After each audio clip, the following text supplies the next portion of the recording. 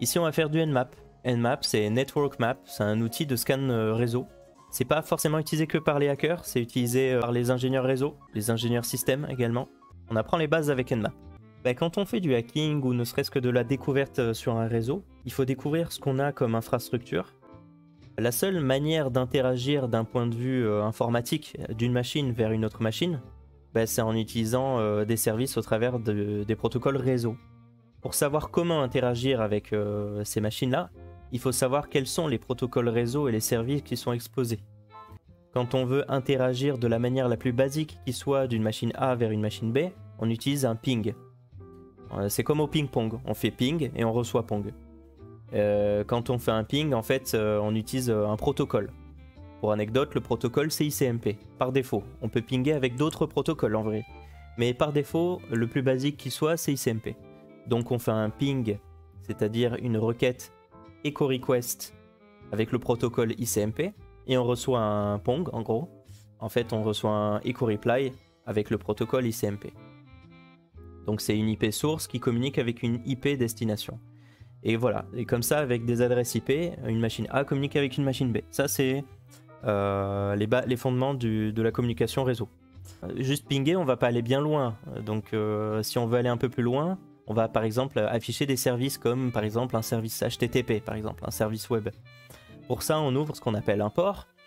Et donc il y a un port qui est ouvert, on dit qu'il est en écoute, et donc il est accessible par n'importe qui, puisque le but c'est de délivrer un service. Donc la machine serveur, on va dire, délivre un service HTTP, qui est par défaut sur le port 80, puisque les ports ont des numéros. Notre client va se connecter sur ce port 80. Donc quand on fait une attaque, on essaie de faire ce qu'on appelle un scan de port, c'est-à-dire vérifier tous les ports qui sont en écoute sur notre infrastructure en question, et donc notre cible.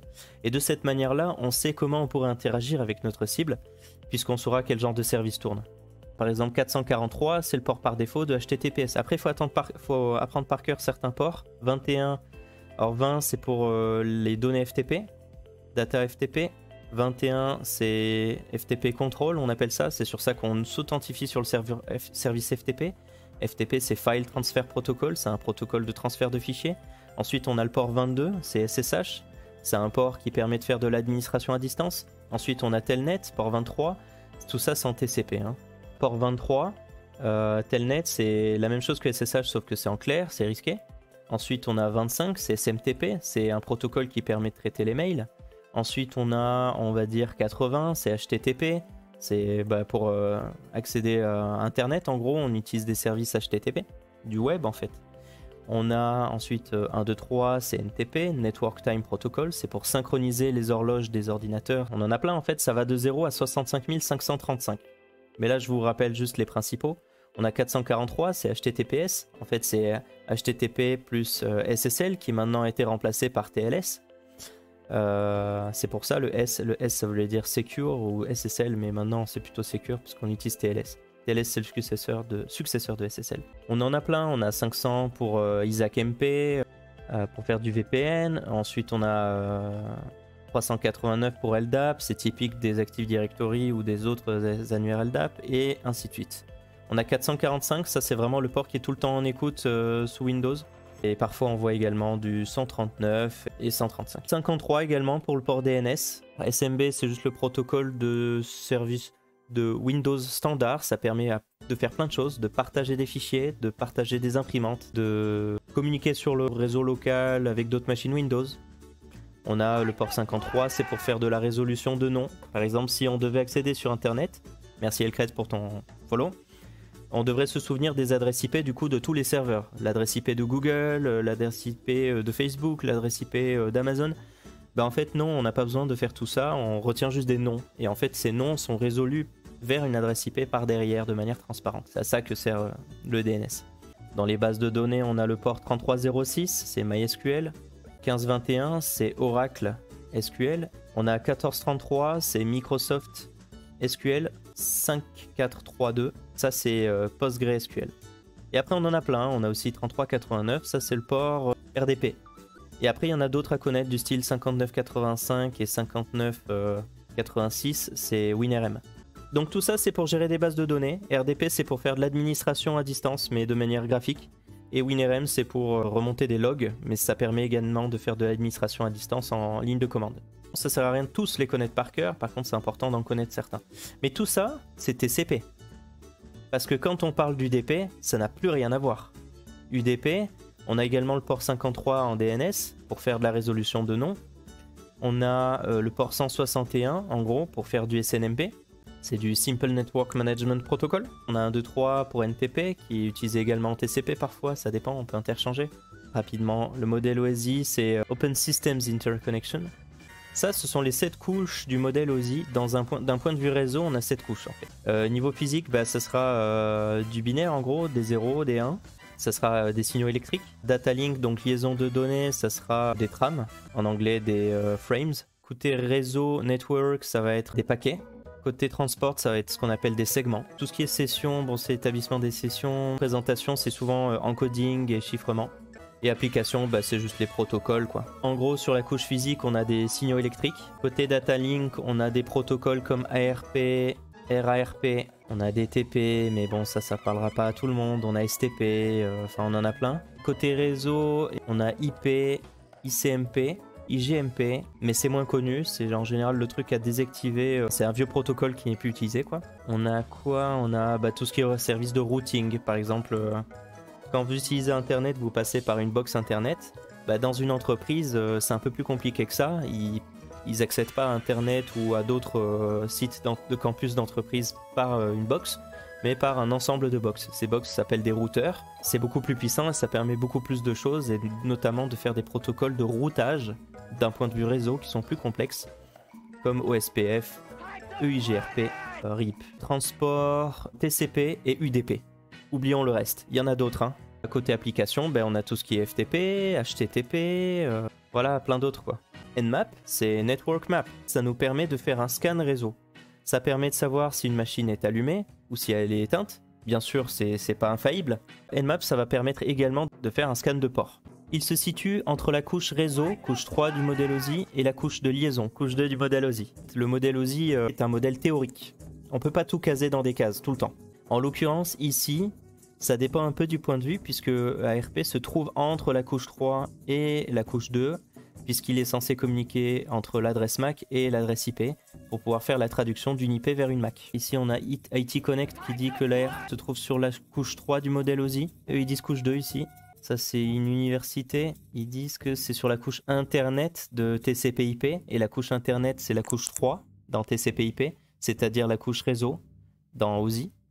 Donc vous voyez, ça se contredit à chaque site en fait. C'est du chipotage de puristes cette histoire-là. Ce qu'il y a de plus vrai possible, c'est de retenir ça. Ça se situe entre la couche 3 et la couche 2. Vouloir absolument le caser dans une case serait une erreur en vrai, puisque le modèle OSI reste théorique. Quelle construction réseau est utilisée pour diriger le trafic vers la bonne application sur un serveur? J'ai envie de dire un protocole, un service, un port. Ports peut-être au pluriel. Ah bah c'était ça. Ce sont les ports effectivement qui permettent de rediriger le trafic d'une IP vers une IP, mais vers le bon service qui est en écoute. Et pour ça on a plein de ports qui servent à héberger plein de services. Combien y a-t-il de ces ports qui peuvent être disponibles? 65 536. C'est de 0 à 65 535. Le 0 étant inclus. J'imagine qu'il faut mettre 35 à la place. En vrai il y a 65 536 ports. Mais il ne faut pas oublier que le port 0 est un port réservé. Donc en théorie, techniquement, on ne peut pas être en écoute sur le port 0, mais normalement il existe. C'est juste un port réservé pour des fonctionnements internes en fait. De puissance 16 exactement. Combien de ces ports sont considérés comme bien connus, well known? De 0 à 1023, c'est les ports qu'on appelle well known, parce qu'ils utilisent des protocoles connus. De 1024 à 49 151, ce sont les ports réservés. Et ensuite, on a les ports de 49 152 à 65 535 qui sont les ports dynamiques en gros. Il y en a 1024 des ports, ça on l'avait vu. Alors, les switches Nmap. On peut faire un --help pour voir le help rapide, ou alors un man pour lire le manuel de Nmap. Pour rappel, pour établir une session TCP SYN, on envoie un SYN vers un serveur. Le serveur nous répond avec un SYN ACK. Le serveur nous répond avec Synchronize et ACK, Acknowledgement, donc il dit OK. Et nous on répond ACK pour dire c'est bon, OK. Et là, à partir de là, il y a une session TCP qui est établie. Voici tous les flags qui existent en TCP. Et on peut en rajouter un dernier qui s'appelle null, qui voudrait dire aucun des 6 en fait. Donc tout à 0. On a une attaque qui s'appelle le null scan qui consiste à mettre tout à 0. On a une attaque qui s'appelle le Xmass scan qui contient les flags fin, push et urge. Pourquoi on ferait des manipulations avec les flags? En fait, selon les implémentations des RFC, les systèmes d'exploitation, donc les RFC pour rappel ce sont les normes qui définissent comment doivent réagir les protocoles ou les systèmes d'exploitation ou les hardware ou autres. Quand on envoie un SYN sur un port qui est ouvert, bah, c'est logique qu'on établisse une session TCP. Le serveur envoie un SYN ACK et le client envoie un ACK pour dire que c'est OK pour la session. En tant qu'attaquant, on peut juste dire qu'on n'envoie rien, null par exemple. Dans ce cas-là, le comportement du système d'exploitation peut varier. Soit le système d'exploitation ne répond avec rien, c'est le cas quand il y a un firewall en général. Si jamais on se fait solliciter sur un port qui est fermé, on envoie un RST en général pour demander à reset la session. Merci Pelote pour des bits. Sympa. Certains systèmes d'exploitation ne respectent pas la RFC, comme c'est le cas de Windows. La faille avec ça, c'est que du coup, comme les systèmes d'exploitation réagissent différemment, Linux, Windows, Sun Solaris, Cisco iOS, et ben macOS également, et ben ils vont être plus faciles à distinguer, à cerner. On pourra définir quel est le système d'exploitation qu'il y a derrière, et également définir si le port est ouvert et fermé également. Ça s'appelle de l'OS fingerprinting pour savoir si le système d'exploitation est un tel ou un tel. Et sinon, c'est du port scanning pour savoir quel port est ouvert. Comment on fait un SYN scan? Le scan par défaut, c'est "-ss". Ça veut dire SYN stealth scan. C'est justement pour être discret. Donc en gros, on envoie un SYN à la victime, au serveur cible. Le serveur cible nous envoie un SYN ACK si jamais le serveur service est ouvert. Sinon, il nous envoie un RST ou un truc comme ça. Ou ne pas répondre si jamais il y a un firewall ou si jamais c'est bien configuré. Mais en gros, nous, du coup, au lieu de répondre un hack à la fin, pour être plus discret, on répond rien. Et donc on laisse la session en suspens. C'est pas le fonctionnement normal, donc ça peut aussi... je dis que c'est plus discret, mais parfois ça peut devenir rendre plus détectable aussi. Ça dépend. Dans le cas où il y a un reverse proxy, souvent ça marchera pas par défaut, donc il faudra utiliser un "-st pour utiliser le full TCP. Donc en gros on envoie un SYN, on reçoit un SYN hack, et donc nous on devra répondre avec un hack. Donc ça c'est la session full, avec "-st. Par défaut, nous on est "-ss du coup, je le rappelle. Et on en a d'autres. On a "-sn pour faire un null scan.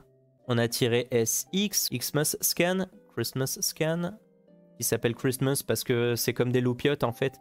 Il y a les flags binaires qui font 1, 0, 1, 0, 1, 0. Et donc ça fait un peu des guirlandes de Noël, c'est pour ça qu'ils l'ont appelé Christmas. En plus on est dans le thème, c'est bientôt Noël. On en a plein, après on a SA, je crois, pour hack, enfin il y en a plein. Globalement, on utilise souvent le truc par défaut, donc on précise même pas. Et si vraiment ça marche pas, on précise "-st. Dans le cas d'un reverse proxy ou un firewall un peu particulier. Ben, c'est "-ss". Vous savez lire un manuel, hein, je vous l'ai montré tout à l'heure. Quel flag il faudrait utiliser pour un scan UDP? Par défaut, c'est un scan TCP, si on précise rien. Et si on veut un scan UDP, il faut préciser "-u pour UDP. U comme UDP, quoi. Donc "-u majuscule. Si vous voulez faire une détection du système d'exploitation, "-o majuscule pour OS detection. "-o, enable OS detection, ok. Il y a l'agressivité, on peut faire un mode de détection agressif, etc. Pour faire la détection de version, "-sv. Comment vous faites pour augmenter la verbosité? "-v minuscule. Sachant qu'on peut faire "-vv ou "-vvv pour avoir de plus en plus de verbosité. Comment vous faites pour en avoir un peu plus? C'est "-vv, je crois. Voilà, c'est ça la question. "-oa. En gros, "-o pour output, minuscule, hein, et a pour all. Sinon, on pourrait faire un "-on pour dire format au format .nmap, les trois plus gros formats. Quelle suite vous utiliserez pour sauvegarder dans un format normal, donc un format nmap, donc c'est "-on, n comme nmap. Pour un format greppable, c'est "-og majuscule. Voilà, "-a majuscule, ça fait un peu tout en gros. Service détection, plus traceroute, plus common script scanning en gros. C'est pareil que faire un traceroute, plus "-sv pour détecter les versions, plus "-o pour faire de la détection d'OS, plus "-sc pour utiliser le script par défaut pour essayer d'attaquer un port une fois qu'il a été découvert comme ouvert. Donc "-a c'est un truc bien bourrin qui fait plein de choses. Pour être moins bruyant, j'utilise pas "-a, jamais. J'utilise uniquement ces deux flags. Ça suffit largement. Nmap utilise des niveaux de timing. Comment on fait pour utiliser niveau 5? Bah -t majuscule 5, timing 5 quoi. Et comme timing, pour scanner uniquement le port 80. Bah on fait un -p pour préciser le port, 80. -p pour dire le port, 80 pour dire port numéro 80. 1000-1500. Voilà. Comment scanner tous les ports? Il suffit de faire un -p- pour scanner tous les ports. Plutôt que de spécifier -p 0-65535, il y a un raccourci.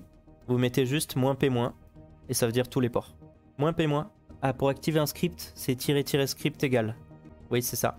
Donc -script égal suivi du script. Les scripts Nmap sont au format .nse. Et les .nse sont codés en Lua. Ouais, Lua Programming Language. Comment vous activerez les scripts de la catégorie vuln?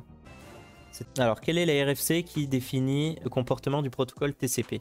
Ça a l'air d'être la RFC 793, et c'est la bonne réponse. Alors, si jamais le port est fermé, quel flag devrait envoyer le serveur? Bah, c'est un RST, en gros, il reset la connexion. Quels sont les deux autres noms d'un SYN-SCAN? Voilà, pas besoin de sudo pour faire un SYN-SCAN.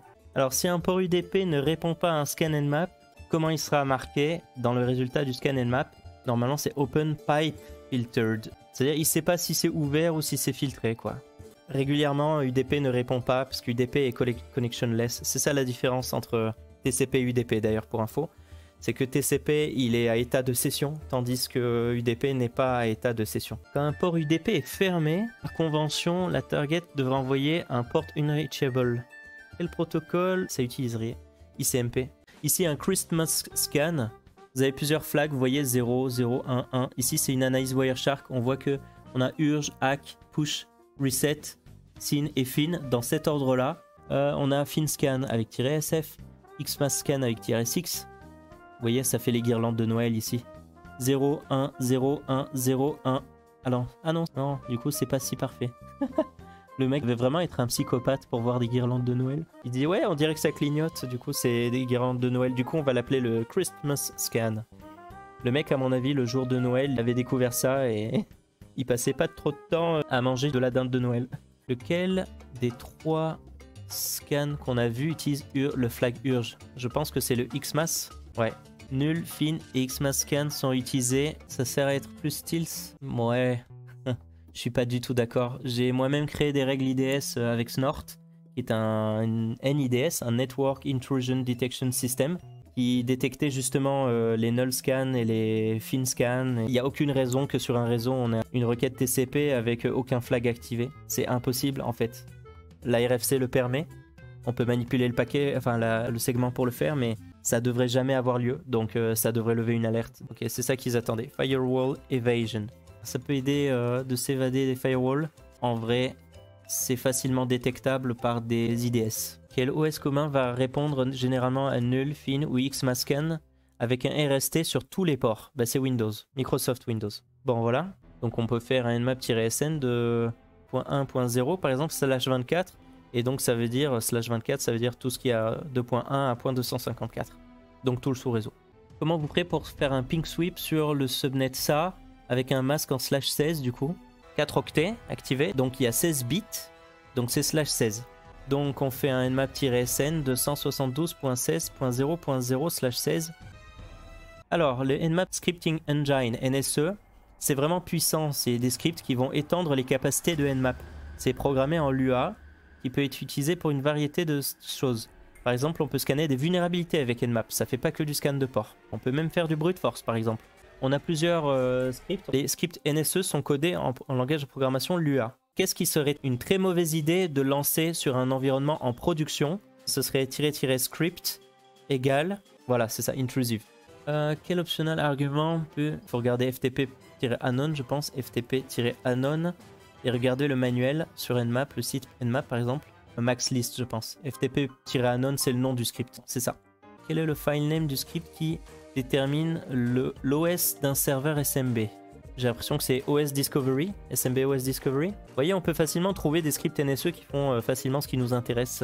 Regardez ce script et what does it depend on? Ça dépend sur quoi? On va lire ce script du coup. On va l'étudier un petit peu. Voilà, SMB brut peut-être ici. Dependencies égale SMB brut. Voilà, fallait juste lire le script. -pn majuscule ça veut dire ne pas pinguer la machine. Et ça, c'est dans le cas où ICMP est bloqué. Le firewall Windows bloque ICMP par défaut. Quel switch Nmap vous autorise à mettre une longueur arbitraire, mais avec des données random à la fin du paquet? Man Nmap, firewall IDS evasion and spoofing. Tout ça là-dedans. Data length, append random data to send packets. Donc c'est tiré data length. Après coup. Ok, c'était ça. Est-ce que la cible répond à ICMP? Je ping la cible, ICO request, donc un ICMP type 8 code 0. Et je reçois pas de ICMP type 0 code 0. Il y a un firewall qui bloque le protocole ICMP, ça répond pas du coup. Faites un scan, un Christmas scan sur les 999 premiers ports de la cible. Combien de ports vous voyez ouverts ou filtrés? Mais je vais rajouter un "-p" sur les 999 premiers ports, donc de 0 à 998. Et ils veulent que je fasse un Christmas scan, donc "-sx. Il répond pas au ping, donc il faut rajouter un "-pn pour dire ne te soucie pas du ping. Ah, ça finit. Tout est filtered. Bah 999, c'était normal du coup. Il y a une raison à ça, laquelle? Moi je pense que c'est parce qu'il y a un firewall, ou alors c'est parce que no response. Peut-être c'est ça qu'ils attendent, no response. Bah oui, quand je dis c'est parce qu'il y a un firewall, c'est parce qu'il y a no response en fait. Le firewall, il dit ah non, mieux vaut ne pas répondre, c'est plus sécure. Dès qu'on répond, on donne des infos. Faites un TCP SYN scan sur les 5000 premiers ports de la target. Sudo nmap de l'IP-p sur les 5000 premiers ports, donc de 0 à 4999. En mode "-ss, je le fais, mais ça sert à rien de le faire puisque par défaut c'est le cas. Je vais rajouter un "-t4, c'est juste pour gagner du temps. Et je vais rajouter un "-pn puisqu'on a vu que la machine ne répondait pas au ping. Nmap ici. Et on va voir si c'est bon. Tac. Combien de ports sont ouverts? Et ensuite, faites un TCP connect scan sur le port 80. Donc sudo nmap sur le port 80. "-pn pour dire ne pas pinguer. Et un TCP connect donc "-st. Un connect scan sur le port 80. Make sure you understand what's going on. Monitorer les résultats. Donc on va faire un "-v", "-vv on va dire. Que donne le résultat du Nmap? Ils disent qu'il y a 3, 4, 5 ports ouverts. Donc la réponse c'est 5 ports ouverts. Et je vais lancer l'autre commande et je vais rajouter un "-t4 pour aller un peu plus vite. On voit bien ce qui se passe. On reçoit un SYN ACK. Je vous avais dit, une session TCP c'est SYN, ACK, ACK. Donc là on fait un full connect scan. Donc un TCP connect scan. No answer needed, on a compris ce qui se passait. Déployer le script FTP unknown sur la box. Est-ce qu'on peut se connecter avec succès avec Nmap sur le port 21 "-p21 "-pn "-st par exemple pour faire un TCP connect scan, "-t4 pour essayer d'aller vite, mais bon il y aura qu'un seul port donc ça va aller vite, "-script égale et le script qui s'appelle FTP anon. Donc on va dans cd user share nmap script et ici on fait un find point avec tout ce qui contient le name FTP et on regarde. Les quotes, merci Fclab, bien vu. Anon, c'est ce script-là, donc on va utiliser ftp-anon.nse égale ftp-anon. Donc un connect scan, je vais essayer un SYN stills scan, peut-être ça ira un peu plus vite. Un "-vv aussi pour voir un peu ce qui se passe. Anonymous ftp login allowed, donc c'est bon. Ça veut dire qu'on peut faire ftp de l'IP, et quand il demande le username, on met anonymous, et le password, on met rien. Et on est authentifié, et on peut faire un dir. Alors il n'y a aucune data ici, mais bye.